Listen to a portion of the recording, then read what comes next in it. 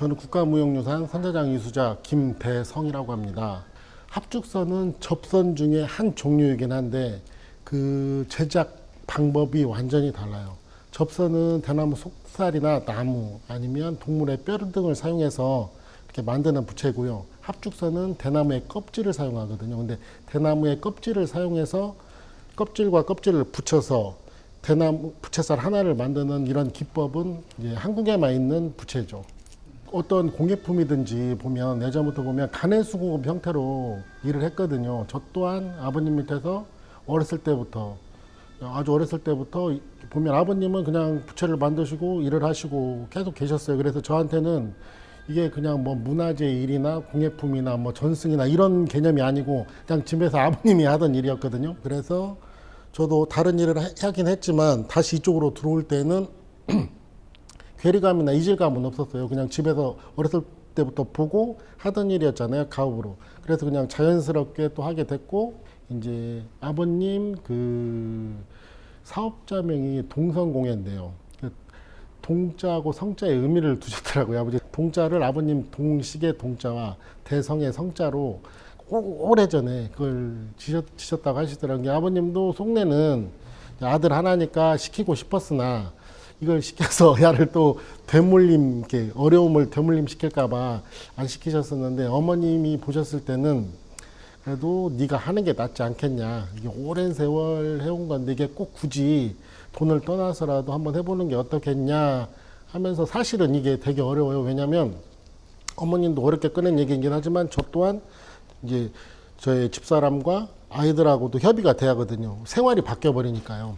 그래서 이제 협의를 하고 시작을 하고 한 5년, 6년 지나면서는 이제 진짜 가치를 좀씩 알아가고 내가 뭘 지켜야 되겠다는 것도 좀 이제 알아가고 있는 와중입니다. 변하지 않는 거에 대해서 전승이라는 기술에 대해서 굉장히 중요하다는 생각을 많이 하고 있어요. 전승이 자꾸 뭔가로 변해간다면 그러면 우리나라의 색깔이나 우리나라의 느낌을 낼 때 모델이 되는 어떤 공예품이나 어떤 느낌적을 주는 것이 무엇이 있을까라는 생각이 고민이 들었거든요. 그래서 어디까지 변해야 되는가에 대해서는 고민이 많지만 변하지 않는 게 예전 기술을 그대로 하면서 그 형태는 지켜가는 게 제일 아닌가라는 생각을 많이 하고 있습니다. 지금 사실은 선자장이라는 부채라는 종목이 그렇게 인기가 많이 있는 종목이 아니라 사실은 모르시는 분들이 더 많아요. 이게 이제 좀 오래된 얘기입니다. 아버님은 그 어린 사람들, 학생들 그리고 젊은 사람들한테 체험하고 뭔가 같이 교류하는 걸 중요하게 생각하셨어요. 저 어렸을 때는 굉장히 굉장히 귀찮은 일인데 중요하게 생각하셔서 이게 뭐지 하면서 저도 이제 한 5, 6년 전부터는 그걸 조금 깨달았어요. 아, 이게 굉장히 중요하구나. 왜냐하면 젊은 사람들은 어렸을 때 경험해 보지 못하면 어른이 돼도 사실은 관심이 없더라고요. 근데 아이 어렸을 때 우리나라 공예품을 이렇게 경험해 보면 커가면서 이게 추억이 남고 이게 그 나중에 향수가 있어서 다시 찾는 사람들이 많더라고요. 그래서 지금 확장하고 있는 게 이제 교육 프로그램들 어린 아이들을 체험하고 성인들 상대로는 심화 과정을 해서 좀 더 체험하고 같이 공감할 수 있고 교류할 수 있고 그래서 완성이 된 부채를 봤을 때에는 이게 사실은 그 고단함이 안 느껴지잖아요. 사실은 그냥 아 이쁘다 좋다 좀 다른 것보다 다르다 이 차이밖에 없지만 실질적으로 접해보면 그 고단함이 묻어나기 때문에 더 가치를 더 느낄 수 있다고 생각하거든요. 거기에서부터 시작해서 한국의 모든 느낌이나 맛을 낼 때 합죽선이 모델이 됐으면 하는 게 저의 이제 그 속내죠. 가장 큰 문제가 붙은 게 최근에 제일 많이 변화된 게 뭐냐면 재료 수급이에요. 왜냐하면 그 전까지는 그래도 어느 정도의 만드시는 분들이 계시니까 재료를 대주시는 분들도 계셨고 도구를 만드시는 분들도 계셨거든요. 그런데 이제 어르신들이 다 그만두시고 아프셔서 돌아가시고 하시다 보니 지금은 재료도 산지 가서 직접 수급을 해야 되고 도구도 이제 그나마 남아있는 기술 가지고 계신 분들 다 찾아다녀야 되고 그럼 최고 어려운 건 지금 그건 것 같아요. 그게 참 어떻게 보면 쉬운 말인데 저한테는 되게 어렵게 느껴지거든요. 이것을 잘 알지 못하는 사람들하고 같이 할 때 전승 쪽의 기술을 전승 쪽의 맛을 계속 보여주느냐 아니면 좋아하는 것만 따라서 유행에 따라서 변한 것을만 계속 변해가면서 보여주느냐, 이 차이에 대해서는 굉장히 좀 그 고민이 많이 들어가는데요. 지금 현재 제 머릿속에서 굳어져 가고 있는 것은 전승 쪽을 더 지키고 어른들한테 배운 거, 제가 느낀 거 정리해가는 과정을 지금 하고 있어요. 그래서 이제 나중에 제가 이제 어느 정도의 그 조금 그 레인벨이 올라가게 되면 이제 책 좀 문서화 시켜서 좀 내놓을 생각도 하고 있습니다. 제가 원하는 전승공예는 항상 전통 공예 아니면 우리나라 모든 한국 냄새가 날 수 있는 디자인 이런 부분에 있어서 모델이 될 수 있는 공예품이 되었으면 좋겠습니다. 그래서 그 원초적인 기술과 원초적인 도구로 지금 한국의 멋을 그대로 내고 있는 함축선을 그대로 오랫동안 다음 세대도 전달을 시킬 수 있는 역할을 하고 싶습니다.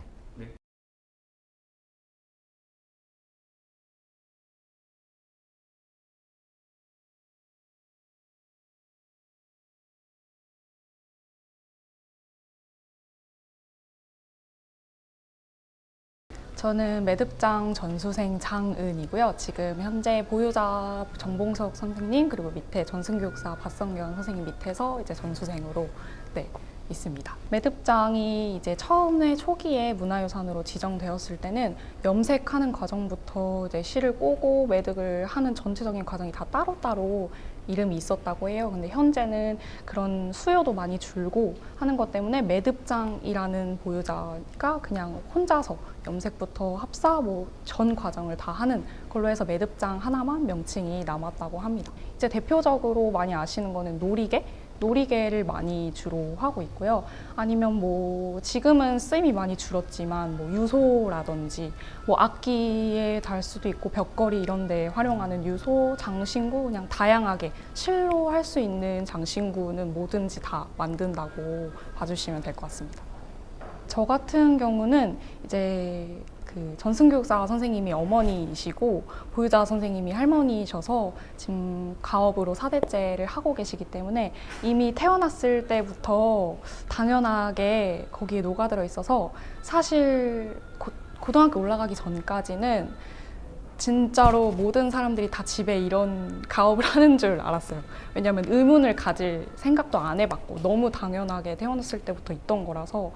그래서 이제 그 전까지는 단발성으로 뭐 체험 교육할 때 손이 모자란다거나 할 때 중학생 때부터 이제 부모님을 도우러 많이 다녔는데 고등학교를 졸업하고 나서 좀 더 일에 대해서 자주 접하게 되고 부모님이랑 뭐 출장 가는 시간도 많아지고 하면서 이 일이 되게 특별하고 정말 가치 있는 일이지만 되게 어렵다는 걸 처음 느꼈어요. 그래서 성이 되고 나서는 지금 한 5년 정도는 이제 어머니 옆에서 붙어서 본격적으로 전수생으로서 이제 일을 하고 있습니다. 제가 봤을 때 저희 이제 선생님들이 장인이시긴 하지만 예술가이시기도 한 것 같거든요. 전수생 입장에서 이걸 다음 세대까지 가져가야 하는 사람으로서 볼 때는 내가 장인이면서도 예술가라는 마음을 가지고 단순히 전통 그런 가치를 보존하는 것뿐만 아니라 내가 예술가라는 걸 포용도 같이 하시면서 작품을 조금 그렇게 만들어 주셨으면 하는 바람도 있어서 그런 부분으로 저도 선생님께 항상 말을 많이 드리고 있습니다. 저희가 항상 다른 세대에게 어떻게 이걸 접하게 할 것인가를 저희끼리 항상 고민을 많이 하는데 꼭 매듭뿐만이 아니라 모든 전통 공예가 일반 공예보다 훨씬 덜 알려져 있고 실제로 제 지인들도 가까운 지인들은 제가 예전부터 일을 도왔으니까 말을 하면 아는데 이제 새로 만나는 분들이 그게 도대체 뭐야 라고 물어보시고 설명을 드려도 잘 모르세요.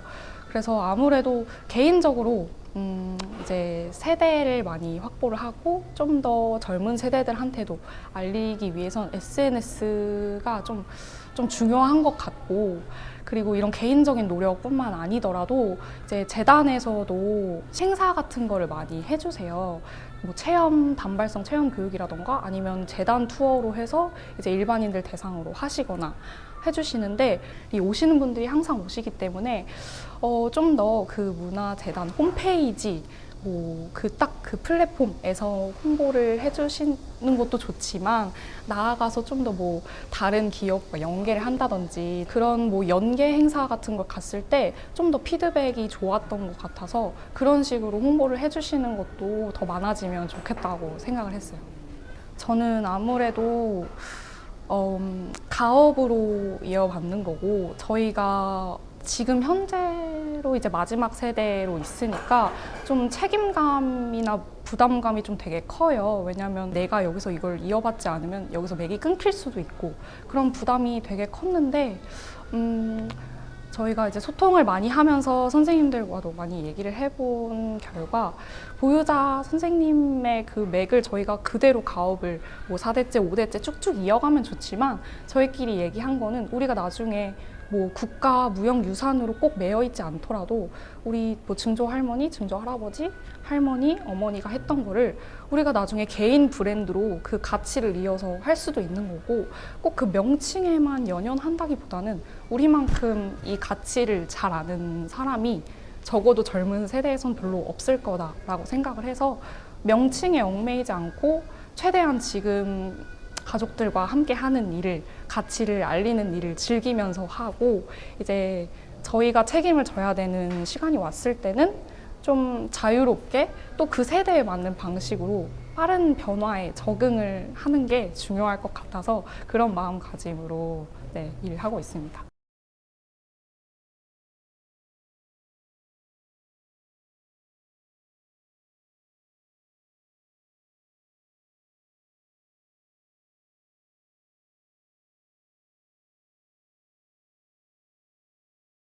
저는 2대째 지금 가업을 잇고 있는 두석장 이수자 박병용입니다.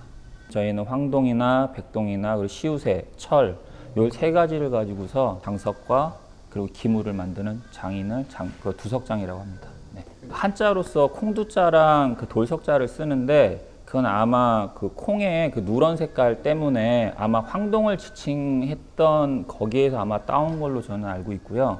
황동이라고도 하는 그런 구리합금을 쓰는데 그걸 가장 많이 쓰고 그 외로는 이제 니켈을 섞어가지고 하얗게 만드는 백동이라는 재료도 많이 쓰고 있습니다. 제가 저 두석장 이수자로서 지금 이렇게 전승을 할 수 있었던 거는 그래도 저희 아버지가 먼저 이 일을 하고 계셨고 그리고 이제 저도 어떻게 보면은 이 일 자체는 제가 이제 그 주얼리 세공을 좀 그 전에 좀 일을 했었었는데 그래도 이제 저희 아버지도 나이가 들어가시고 저도 어떻게 보면은 큰 틀 안에서는 금속을 같이 다루는 거기 때문에 또 이제 거기에서 또 매력도 느끼고 그리고 또 이제 아버지의 가업을 이어야 된다는 그런 생각도 좀 있어가지고 그래가지고 어떻게 보면 그게 가장 큰 계기가 된 것 같습니다. 네.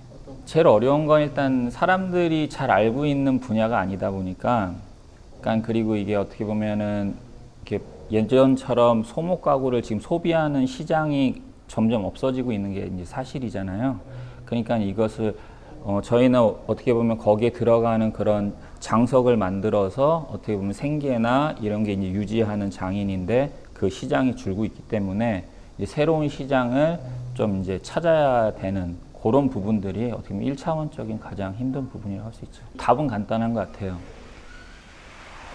그러니까 사람들이 필요로 하는 게 무언가에 대해서 고민을 해야 되고 만약에 소목 가구가 만약에 시장이 줄어든다고 하면 하나의 오브제로서 하나의 작품으로서 접근을 하는 게 어떻게 보면 저는 가장 맞는 질문이라고 생각하고 그리고 뭐 잘 아시겠지만 얼마 전에 그런 뭐 디자인 협업이나 이런 걸 통해서 어떤 형태를 조금 바꿨는데 그러면은 일단 사람들이 이렇게 뭐 간직하기도 쉽고 하나의 어떤 오브제로서의 역할을 할 수 있는 그런 작품들 아니면 그런 작품들을 통해서 이렇게 알릴 수 있는 방법 그런 것들을 좀 찾아보는 게 하나의 좀 방법이지 않을까 그런 생각이 좀 들고요.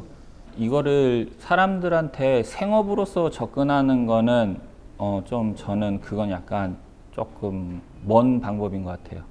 왜냐하면 저도 이제 아버지의 아들이기도 하고 또 그러면서 이제 이 이수 과정을 전승을 하고 있지만 저 역시도 느끼는 그런 부담감이 많기 때문에 그냥 일반 사람들한테 이거를 배워봐, 이걸 해봐 하기에는 그 벽이 저는 상당히 높다고 생각을 하고 처음에는 좀 재미있는 왜냐하면 사람들이 요즘에 가구 만들기도 하고 아니면은 뭐 옷을 만들기도 하고 그렇기 때문에 하나의 이게 하나 자기 취미나 재미 요소로 조금씩 들어갈 수 있게끔 접근을 하고 그러면서 자기 스스로 뭔가 이렇게 작업을 하는 데 있어서 그런 재미 그리고 그런 거에서 이게 조금하게 자기가 뭔가 이렇게 만들어가는 재미를 이제 어떻게 보면 금속공예라는 분야가 있긴 하지만 전통공예는 어떻게 보면 정을 가지고서 작업을 많이 하거든요. 근데 이제 그거만의 매력이 또 있으니까 그거를 좀 제가 좀 여러 가지 어떤 그런 작품들 아니면 그런 사람들이 봤을 때 아, 이거 예쁘다. 그러니까 저는 항상 생각하는 게 딱 봤을 때 예쁘면은 사람의 마음을 좀 움직일 수 있다고 생각하기 때문에 아무리 옛날 거라고 해도 옛날 것에서 따온 그 아름다움이 있거든요. 그래서 그런 고민을 저는 좀 많이 하고 싶습니다. 네. 지금 아버지가 하고 계신 것도 제가 그대로 100% 소화하기도 저는 솔직히 말씀드리면은 그것도 힘든 상황이라고 저는 생각이 들어요. 대신 기본은 아버지가 가지고 있는 기술 아니면 아버지가 가지고 있는 공부 그리고 아버지가 만들었던 작품들 그걸 어쨌든 자료를 잘 정리를 해서 이제 나중에 제가 아니더라도 그 누군가가 와서 그냥 이걸 이렇게 쉽게 볼 수 있고 그리고 그런 것들을 잘 남겨둬야지 또 저 말고도 그게 이제 잘 전달되게끔 그리고 전승공예 대전에서 약간 입상도 좀 하고 싶은 욕심도 있고 또 어떻게 보면 투트랙으로 간다고 이렇게 말씀드린 게 가장 분명한 말인 것 같아요.